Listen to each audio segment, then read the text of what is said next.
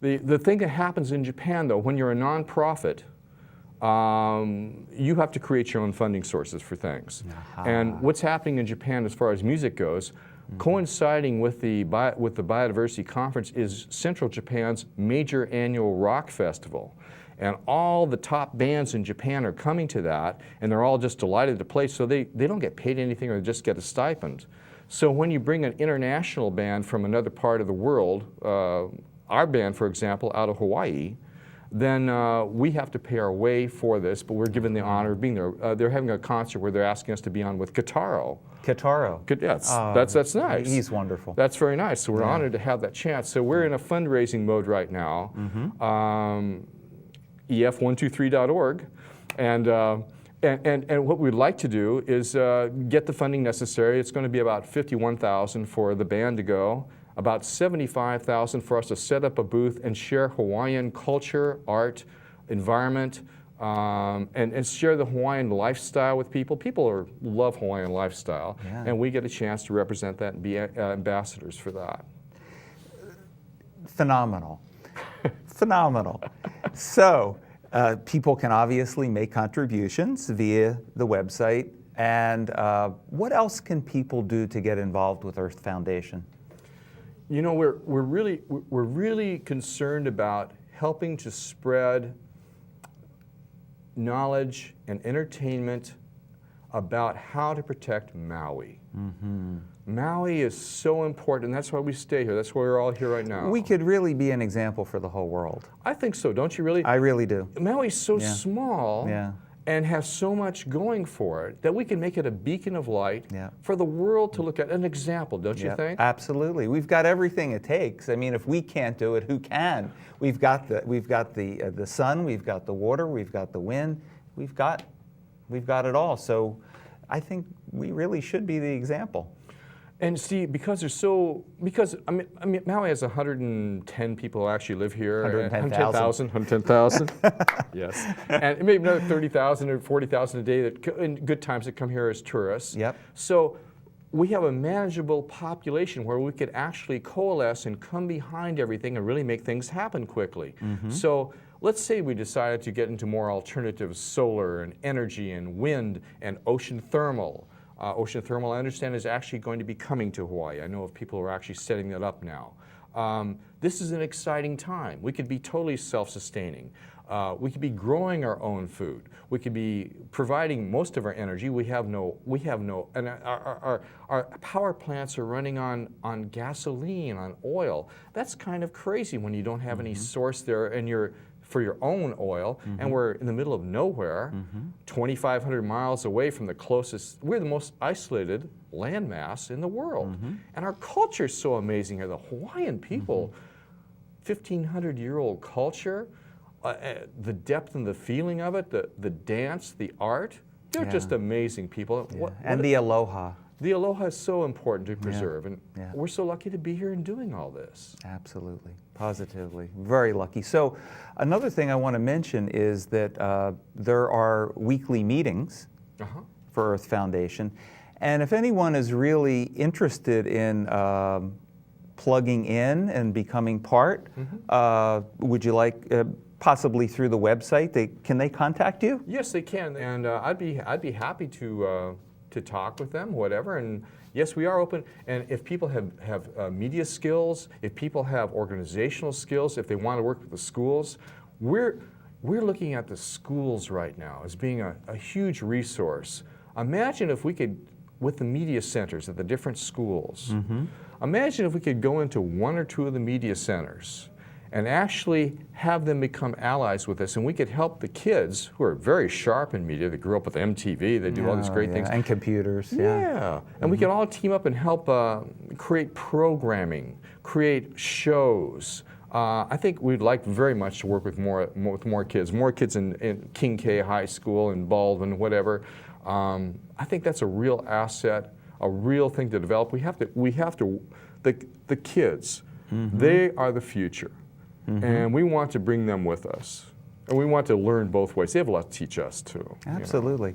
So this is, I'll put this in my words. It seems to me that Earth Foundation is almost like a melting pot in the sense that people who are interested in biodiversity and ecology and so forth, they can plug in through Earth Foundation.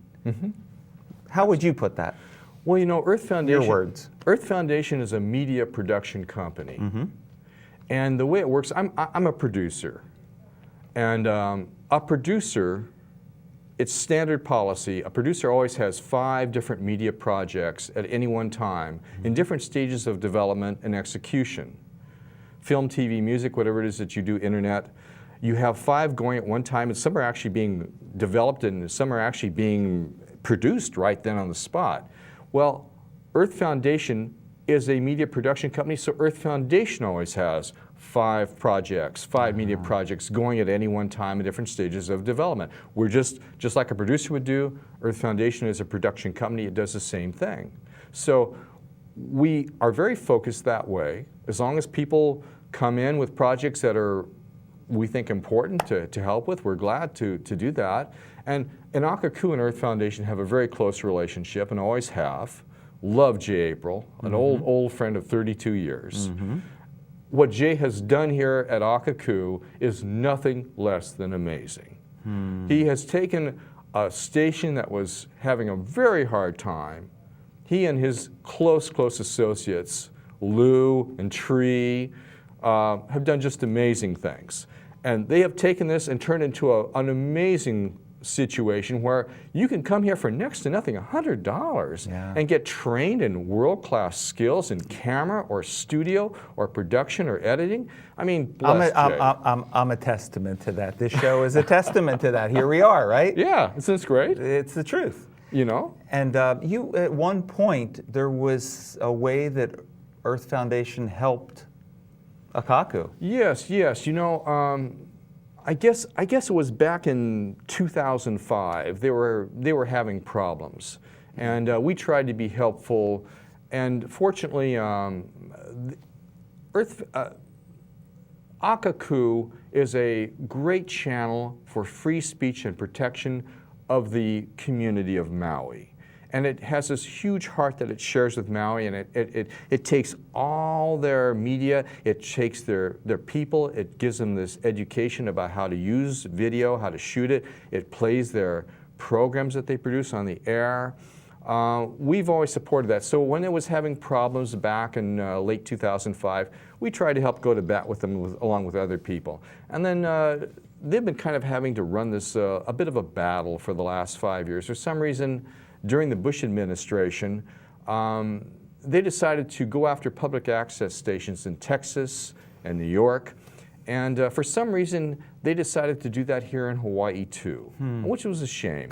And so if Jay wasn't as strong as he is, if he hadn't done so much to protect the community with this TV station, and I think this television station, frankly, is one of the very finest of any kind of TV station in the country. It has such courage, such guts, and they really go for it, and they really care.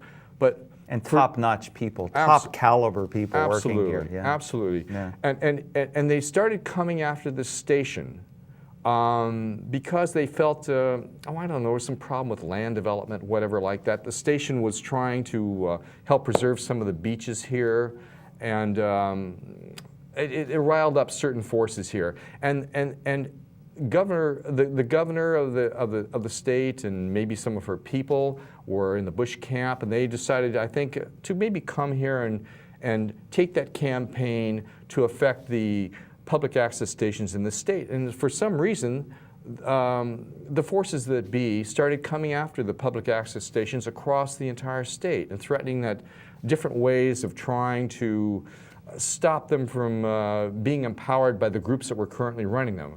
Now the threat is, I guess, that they're threatening now to actually put the ownership of each public access station up for grabs. And so Akaku, which has run this station for 20 years, could have problems. The operations running all the stations across the state could have problems, and the ownerships they're threatening to change the ownerships to put them out for public auction to what they call them RFPs, or requests for proposals for grants, and have these people come in. So we're hoping that the Maui community will come in and support Akaku and Jay April and protect this station and really understand how very important it is in the next 5 months. It's all going to be at head, and it's important for the people of Maui to please understand the great value of this station and to protect it and come in and possibly to make donations, because things are interesting right now, and Akaku could really use your help after doing all these years to help you.